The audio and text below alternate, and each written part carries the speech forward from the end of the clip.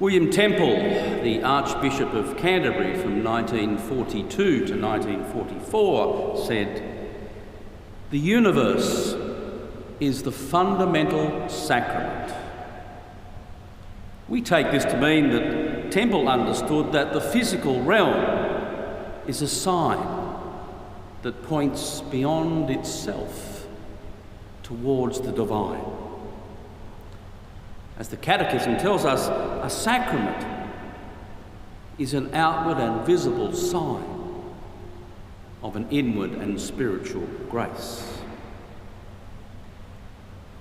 Temple went on to say that Christianity is the most avowedly materialistic of all the world's great religions, meaning that Christianity, in its healthiest expressions, does not reject the material world, but embraces this physicality as a sign that leads us to a more enduring experience of God. In this way, the physical world cannot be commodified because its value lies beyond itself. This view also helps us to avoid a whole raft of other damaging behaviour towards the physical world and towards each other. My old friend St. Ignatius reminds us, all the things in this world are gifts of God, presented to us so that we can know God more easily and make a return of love more readily. What we call miracles, the writer of St. John's Gospel calls signs. There are, of course, in John's account of the new creation, 7 signs, one of which we have in today's Gospel reading, the story of the man born blind.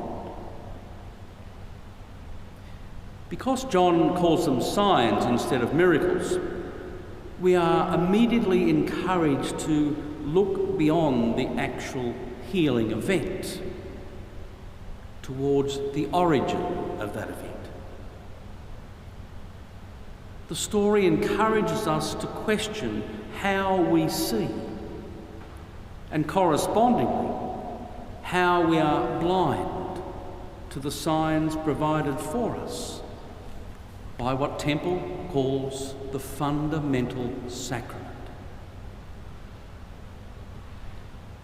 The theologian John Macquarie says, perhaps the goal of all sacramentality and sacramental theology is to make the things of this world so transparent that in and through them we know God's presence and activity in our midst, and so experience His grace. I'll repeat that. To make the things of this world so transparent that in and through them we know God's presence and activity in our midst, and so experience His grace. Macquarie has recognised a deep truth, but for us to know this transparency, we need light. Light and darkness, seeing and not seeing, are dominant themes in the entirety of St. John's Gospel. In this story of the man born blind, the spiritual blind ask all the wrong questions. Rabbi, who sinned that this man or his parents, that he was born blind? Is this not the man who used to sit and beg? How can a man who is a sinner perform such signs? Surely we are not blind.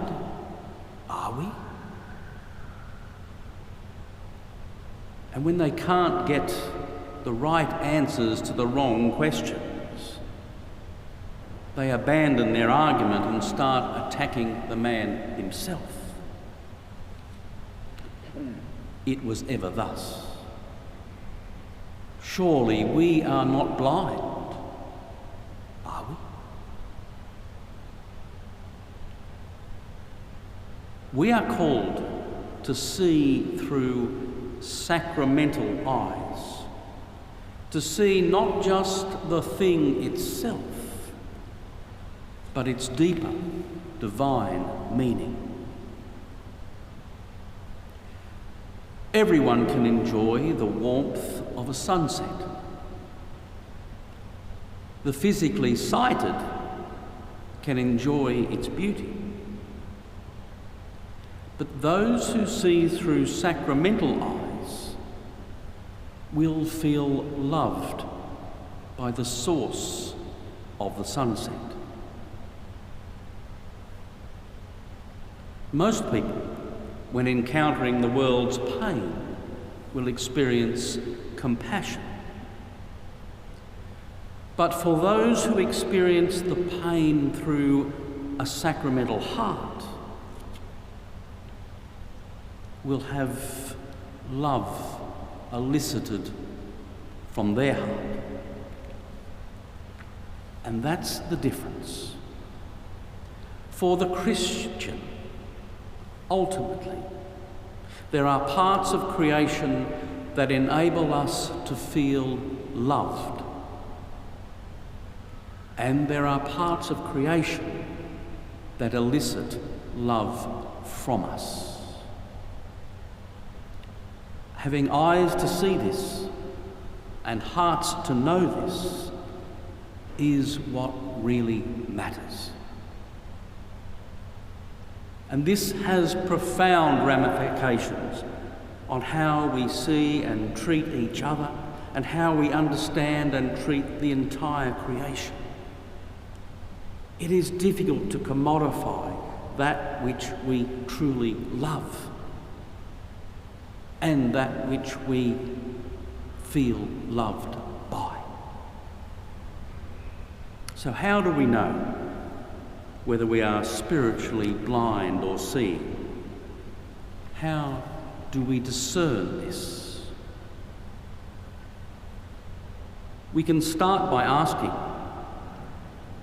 do we feel loved when looked upon by the universe?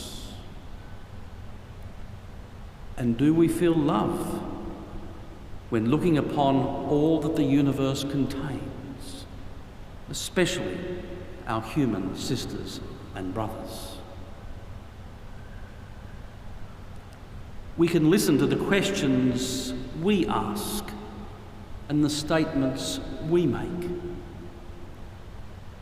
We recognise the words of the scribes and Pharisees, even the words of the blind man's parents, as those words form awkwardly in our own hearts, and we begin to taste them on our own lips. We know that those words are not born of love. Their flavour is bitter on our tongue. And a tiny part of us feels regretful when they emerge from us.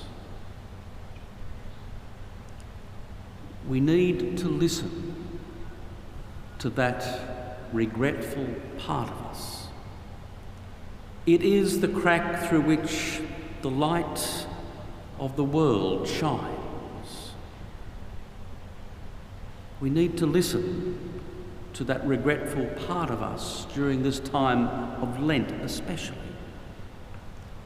For as John Macquarie rightly says, the things of this world become so transparent that in them and through them we know God's presence and activity in our midst, and so experience grace. The Lord be with you. So with you.